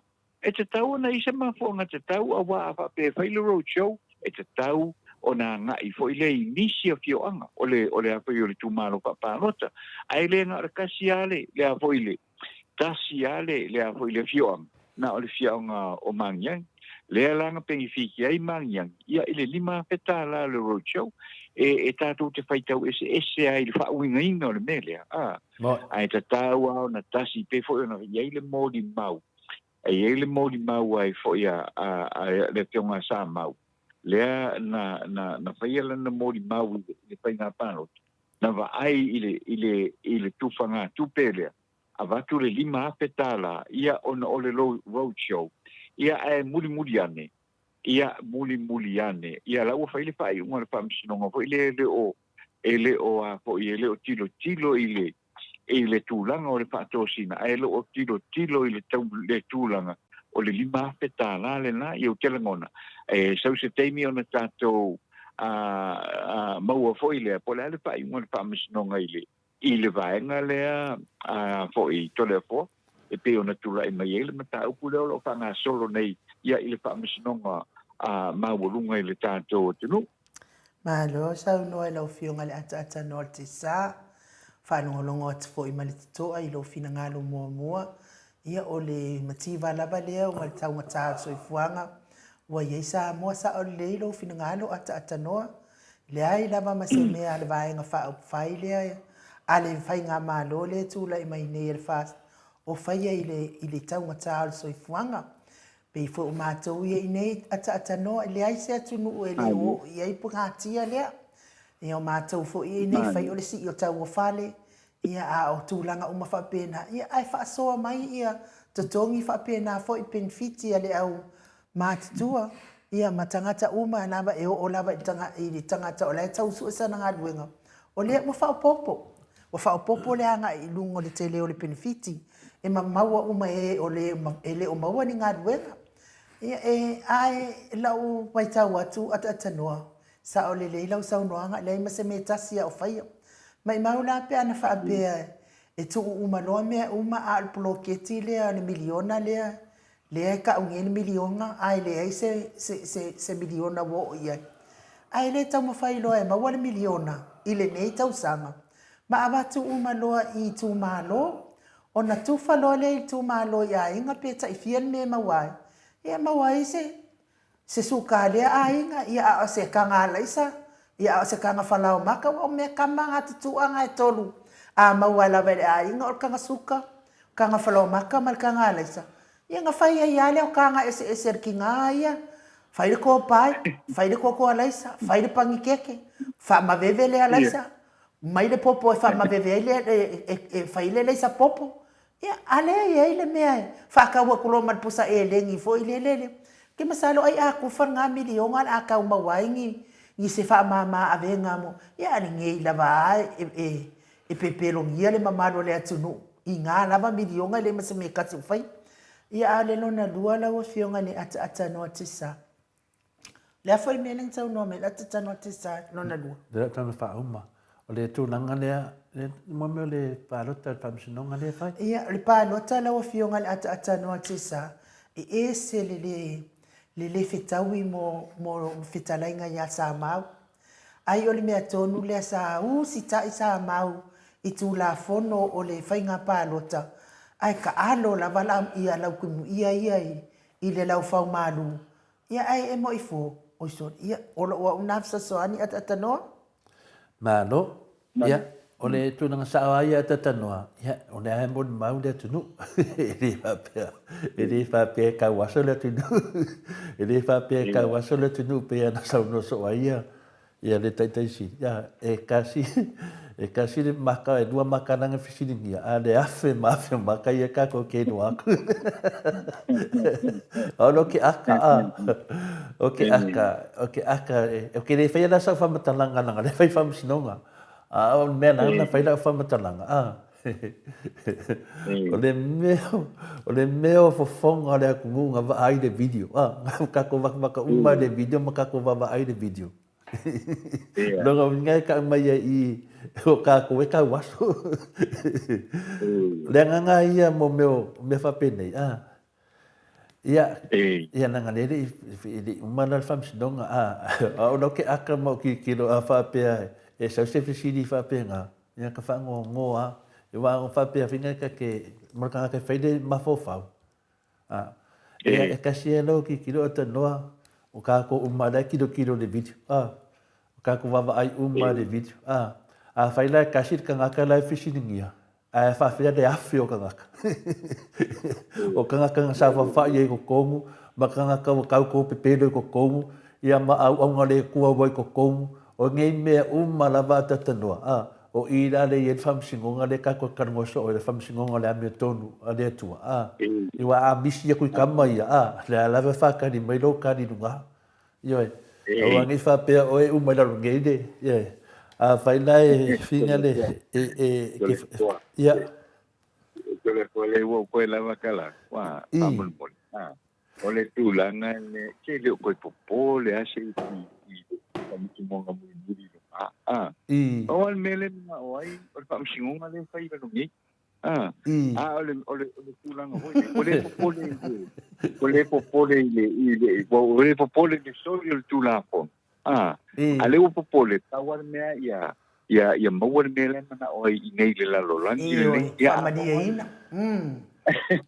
no whakali lola ia la ua wako makua ia au kei roe le koe mo se ava ngoe koe ko kuri i makangi i luma o le pioanga o le tua papea ia o lea ua o makua i o usala mo la Ioi, o le mesini nga ka ua ka ko mele ye ngai wa ka ko lo le ia kwa ka ngaka e finga le i famsingonga le a muni wa le famsingonga le ngi ka ko o la nga ka ko kali e wa mana ma hao le ku i nga ka ko va ai mal me nga kupulungo le video kai pe fo le mele nga kupu mai o i finga le i o i Amerika se vai kemi wa le va ku le va kele ko foi si kame kiki denga fasi e leo fica me ki meudi denga fasi ia sava ai uma kwela langi a ko an meu kup yoi nga ke e leo ngai tangata finale a finale tangata uri ke e lo la ia le pio me ngalo le faidonga langu ai sa ko sau lava le ngai ka di a finale le meuli sa koe sauwa koe kalosanga nunga le TV a lofa ngia e le aise e se ngai e le se mea le langa koe kam tau noa le mea nganke ke e ka ngaka mai mau pera whape ngal me le kupu ka ko whamsingonga e ka kawang koe sau e kawang koe sau le mōri a whamai e mari di e so ngi mone oki ola me pila nga fai mana matodia ona nga ai maria ku la langin me nga fai e finga ia ele ia la se me sa fa pe fai donga langu polia se vanga ngar ka ngaka le ko sa wale ni ia ka di dang a fina le meuli te kan sanga yang kan langu di mali ele ai se nga ia ele o se ele fa pe wa fasi ele o fa pe le o fai donga lang e fa pe nga fo fam chungu le ka ko le ku mai e le ka ko va ai uma le video le me kup e ka o ila le apa la ir fam chungu le dunga le langi e wa la wa ya o ke fa ia ku ata tanote sa o mo ko wo fo para so fin no me ka ko kala fo o la ka kimo ke ro fenga al pulang a hola nga hole ya ulang ai te sa o do modelo pinangalo to le foi mata pule ai me mali le mo ba ya ele wa makua ika mo maya waka ukingo mai de ngor ka ka le oro la fi por page foi le o la pi leanga na post mai dungole o le apoio o le apio folding ele la ukingo fongo fala ya wa kongo ai isi ka ka dungole page kilo ye awo fa pe o fu ka tongi ya ole ya le la wana ta o mai mamoli mawila mai ya kusana met lava ia ele sui le ora de ka uale de apoio longa ngor ke bilinge na met lava ia ole ola pi ma le pai post le ai goia le fai mai post na lo o ia le kuskusia ia foi ole la pa ia sai 6 kilo foi ele foi musina po le kulang ole o ia le foi tanga ia tanto ia fa talia sei fa ali foi finanga lo tanga tai de bele ila le benga leo o tau o kau fa ia ko se fa matalanga ia peita ia wo ye nanga la sei ku pe ile la tele o ila to lo tilo mata moli mau o la so la to finanga lo ia a mesa o tanga talena na ta o mai le swa ta o mai le swa fa le ia ona o le fai ke tenga ko ile nei ke se turanga fa pena ia ole sei o le benga le o te no fo ia mo ata ile turanga le ia wa sa o tala ko ile ia se ne ile mo o pe fa dia ia ai we sa no i tole fo ia o te ronga le mo te mi o le tato tala fo le nei taia ia ona tanoa se fai atu fina ngaro au mai au tala fo ia o le tala fo i wa e au mai ia o le sa o le ia lau sau noanga i le se mea lilo i le whaalia na o whamatala ina mua fo ia tanoa ia le si fo ia tamali i o le mātou nuu. Na nofo ama fās ia ia le afo, ia le si fo i tamani ia, le si fo ia tamali i o le mātou nuu fās ia maliu. Ia wasu e wa wa fi wasu na maua ia le tino maliu o si tamali i le o le mātou nuu. Ai o le mea le su e po aina fasia. Telefo a tanoam telefo ia ua fiu le fasio ti tangata e atu. Ua fiu I la fililo. O le mea watupu ua fia maliu. A ua le mawhai ona maliu ua ti ngā ua whaaso e sa. Ana popongi le ainga matu I ele mai. A masi mai I le atua. Ana le ta ua la vala nanga sala. E le mawhaina maliu. A tātou noa, a tātou whaitawi upu e whai I a tātou e tangata nei. E makaukia. E si ole wha ole purusila male ko imane ngai fi se vai ane fa funga mai le mamano le tunu. Ai mai se la mai le fionga taita isili. Ai le ai se a masala. A tātou noa, ai ua fia oki a wale mawhainga oki se ino ngai kauri ang sa. O mea umala mai ai o I tangata o mai fake pages. Fia feoki e wale mawhainga feoki. Pe a whai e le wha mawalano I rumo le atua. Ia mea la nana wa fionga le ata noa te sa. Mai se fo I la tau ia e lau wavale le fionga taitai sidi. Ai mai se tātou whai pea. O tau ia whai mai COVID o I kofodinga whai pea. Ma tau te tatalo ai le atua e watu tau manuia. Ia ata noa ia e mai e tātou telefon. Telefon? E li sau telefon a uloke ma fau le ngā oido sa pia.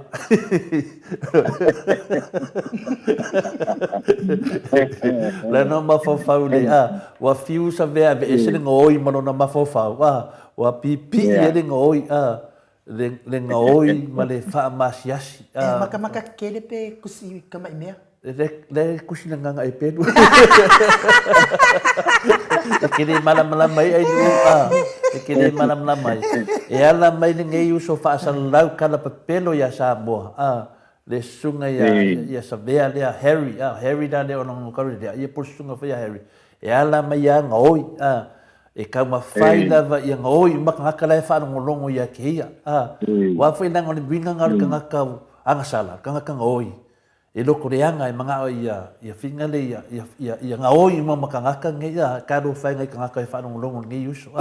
Mo le mea lewa tupu mai pe o le mele sau noa e tatano. Ia kia awa ia o ke wha kai nge yuso pe wha pe o ia mongi o le o lapi.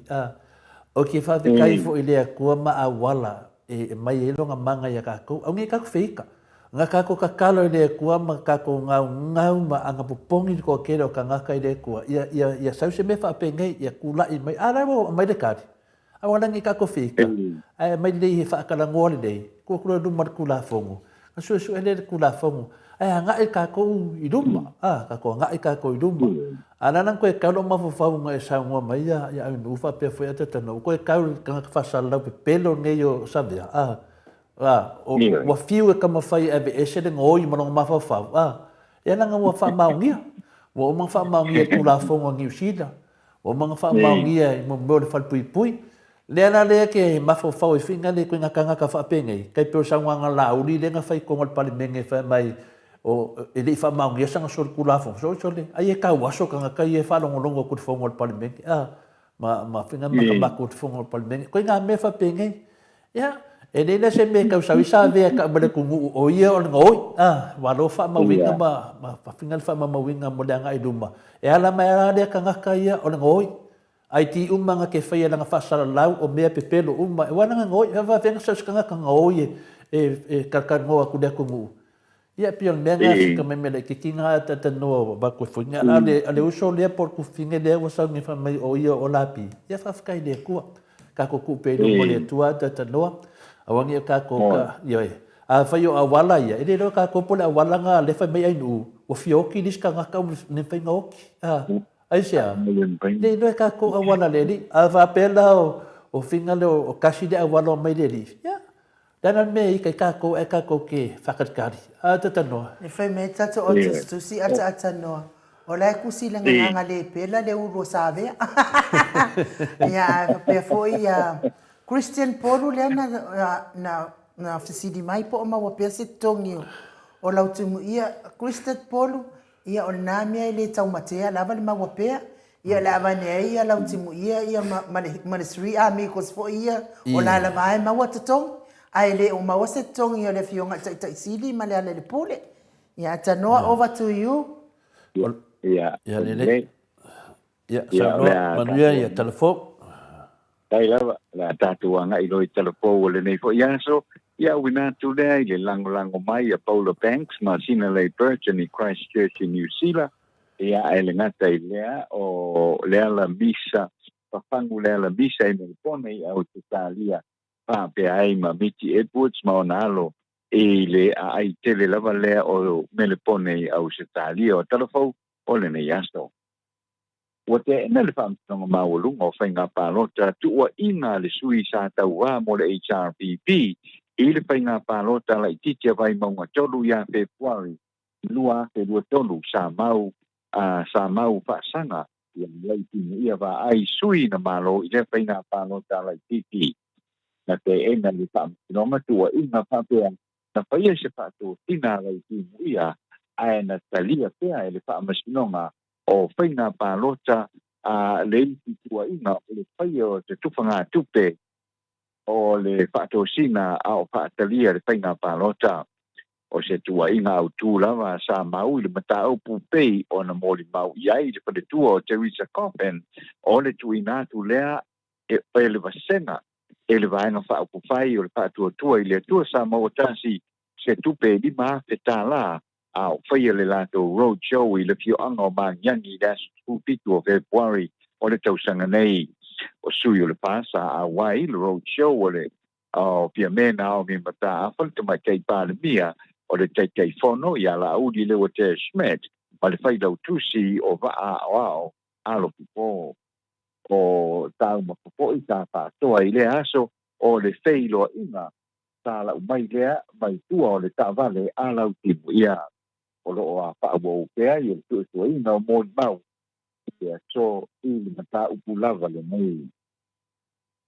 Ua whaupopo nei le te leni o loo mōni ai le te tamaitai e teura malipa tōru wani te tango tā kopi manu pou i le taki kopi ma le 2 miliona tā la a o vea matangata kei ngā ruena si nia le wharetupe o le ANC pia o seira malipa ia le leo i dona ngā ui o se se leni e valu se punu afe tā la maila na ngā ruenga o le whaau o wina pēo, e tō spuenga leo na tō e moa i pōi se isi vai ngā tupe tele, ua tō e sea, ma ua whaau pōpuai ai loa lea o whainga, ma e le nata ua tua i ai lea ta maitai, ai o le a mō lia i pōi maia, o tua inga mō lea ta maitai a Januari o le tausanga nei, na whaapea mai ai, leo, na whaatumu, ma whaapali ta meina e lea ta maitai, te whaau mea ngā tupe, e valu te pudu afe tā la mai i tamtupe ai tuti ai le mō te tangata ai ui lava na alu tala le tupe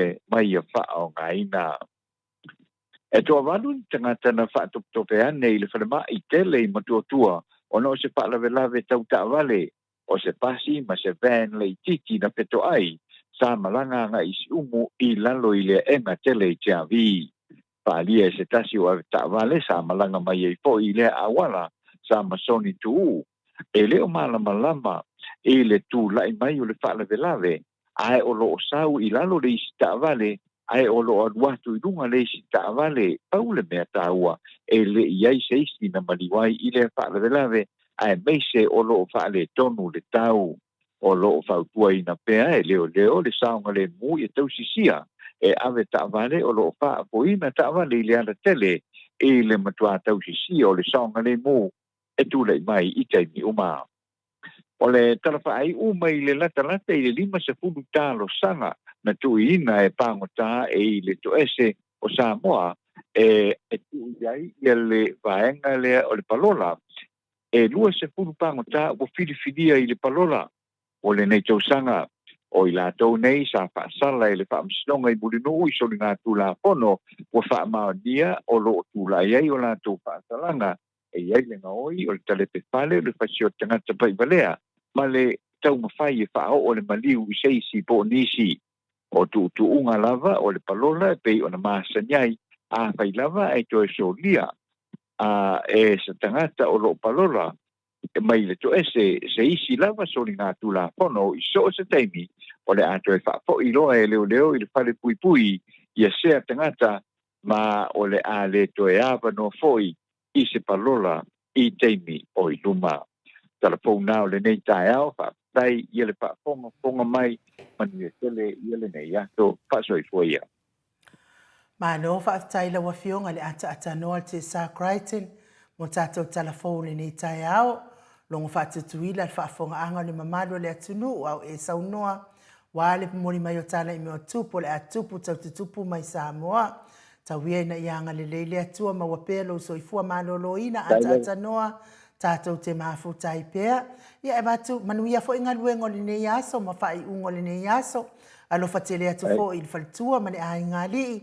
Ia e wha mawai mai le mamado le atunu pe isi si meto e fisau noai. Ia ma tātou tau mawai ai. Ata noa? Ia. Whaftaia le saunoanga e nuu. Ia wa mai a tu fo ia umai e tamo nei le nei fo i tae au. Pa wao le tulanga ia alopangia pe le atua.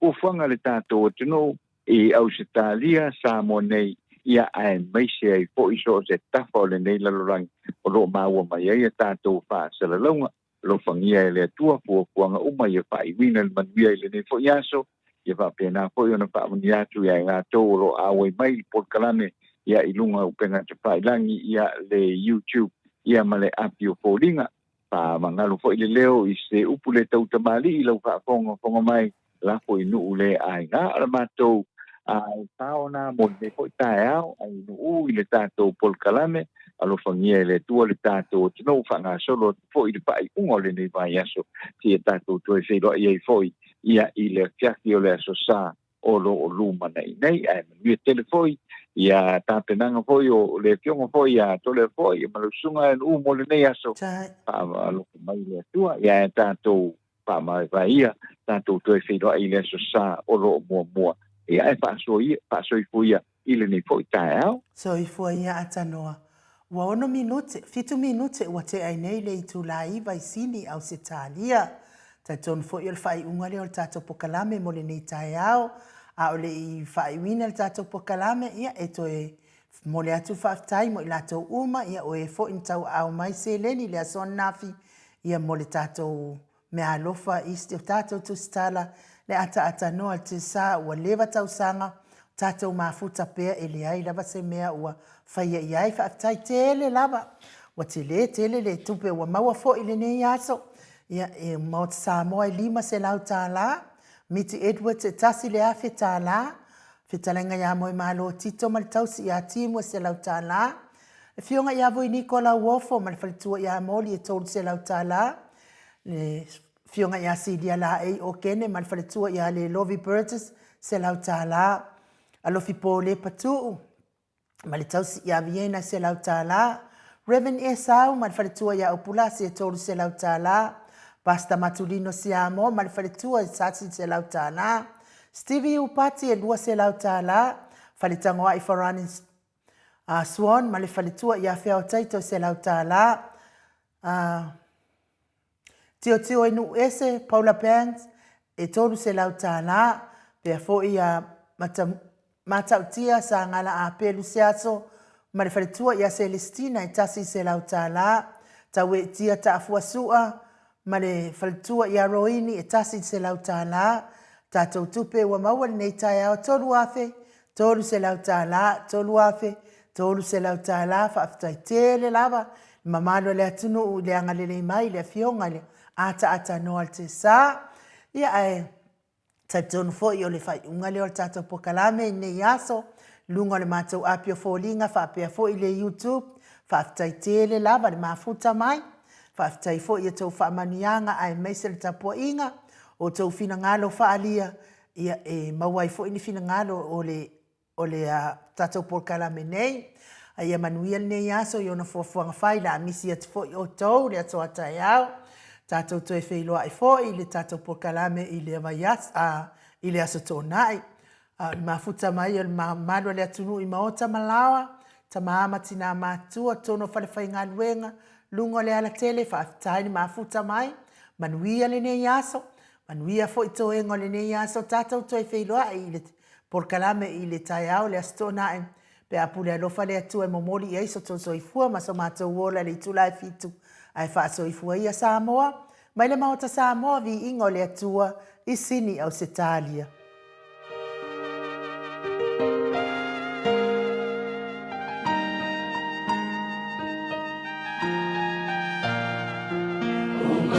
Soma